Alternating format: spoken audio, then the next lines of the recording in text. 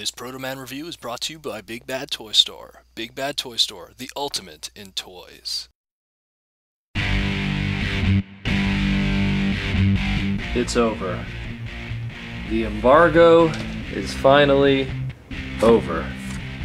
Now, I can finally review these toys sent to me. I have been asked to wait. But the waiting is now over. So then, shall we? This is Protoman and Protoretro. This is a video review of Transformers Age of Extinction Autobot Drift. Let's do this. Protoretro. So the wait is over. Looks like it's about time I finally got around to doing a review of these, but I was sent toys by Hasbro, and Hasbro asked me to please not review them right away. And being a nice guy, I listened. But now the embargo is over, so I'm going to go a little crazy. I got a bunch of them, but I'm going to review this guy, because this guy seems the most interesting to me. Being a car lover, Drift just speaks to me. So let's crack this open, and we'll see how they did this time around. If I wanted to point out one thing about this packaging, really short profiles. Tech specs are more or less a thing of the past, it seems. Yeah.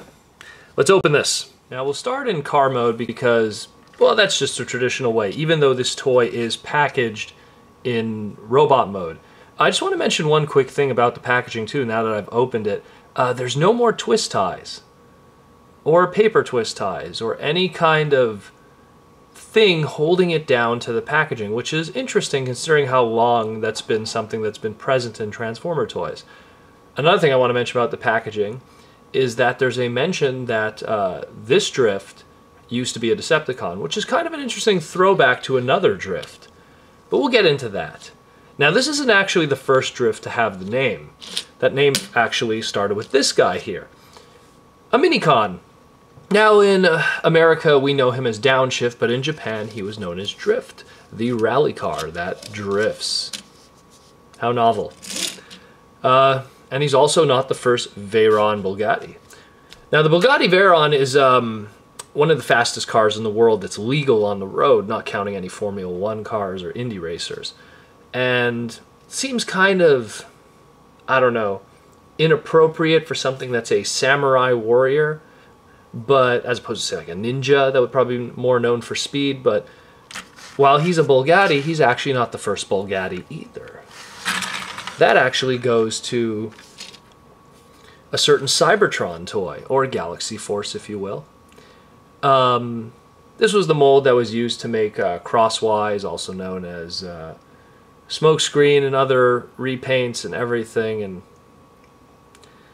was the first Bugatti. Now, the Cybertron Bugatti here was the original first design of it, and Drift here is actually based on the Grand Sport Vitesse version that came out in 2012, I believe, which had the different spoiler and the different grille and stuff in here. I'll just put them side by side. Also, this is a very good comparison of how smaller the Deluxe toys kind of gotten at this point. This is a Deluxe from Cybertron, and this is a Deluxe from Age of Extinction. So a little bit of smaller plastic difference there. It has a little red Bugatti not logo there. It's just a red dot, but the Bugatti logo should be there, and the weapons are stored on the bottom. Another thing I wanted to mention is that he actually comes with two other swords there, but they don't store anywhere on the vehicle mode, which kind of sucks, but whatevs. Not a lot of paint on this. Really just the base plastic with a few small little areas where there is paint, but yeah, I mean, I don't know. That's just my own personal opinion, really. And I'm a car guy, so imagine, you know. Yeah, it doesn't even look like this kind of blue in the movie either. So let's transform him and maybe we'll see something better. How about that? So we got the robot mode in all its glory.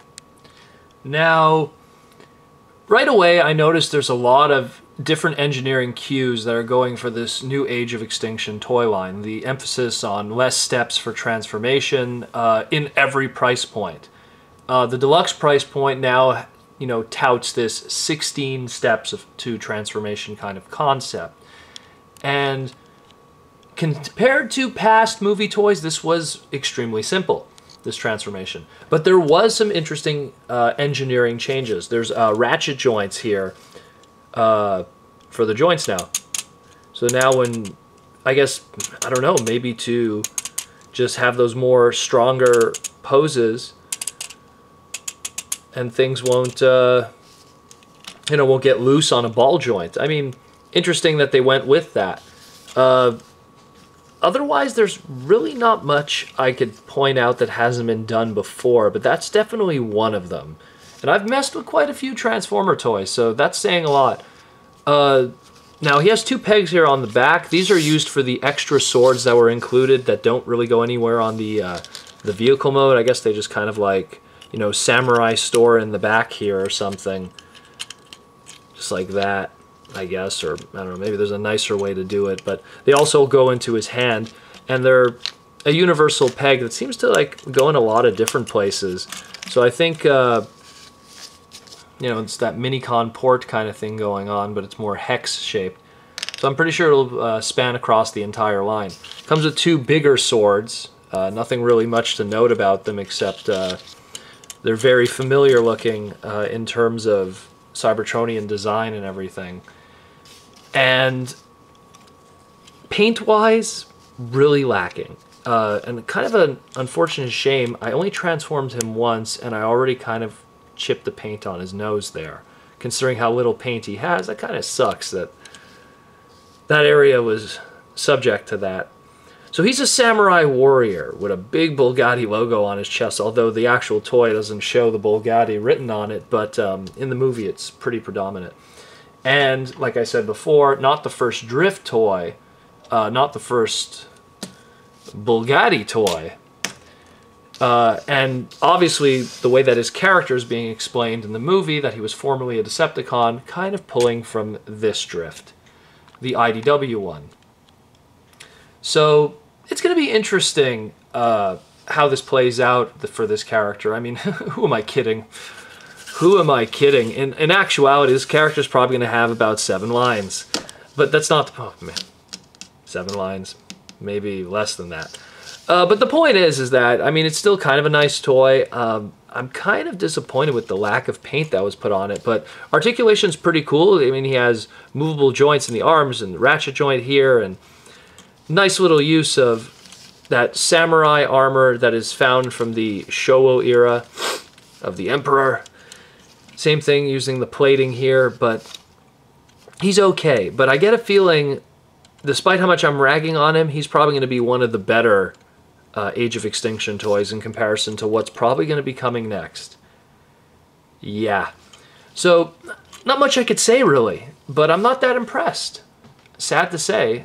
For what it is, I mean, and I got these free. I'd hate to say that I was paying Canadian prices $16.99, American prices $12.99.